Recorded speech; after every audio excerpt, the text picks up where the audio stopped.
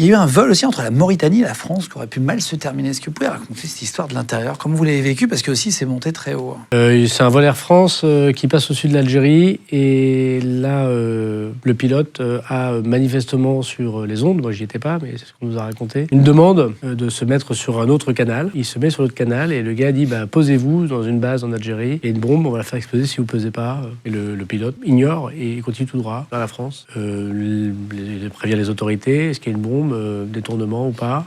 Et donc il y a à Roissy un endroit spécifique quand les avions ont des problèmes comme cela, qu'il faut décontaminer et mettre l'avion en quarantaine. Il y a tous les passagers dedans, on regarde la liste des passagers, y a-t-il des gens bizarres à l'intérieur, on devient totalement parano. On trouve évidemment, quand on est parano, on trouve toujours des choses.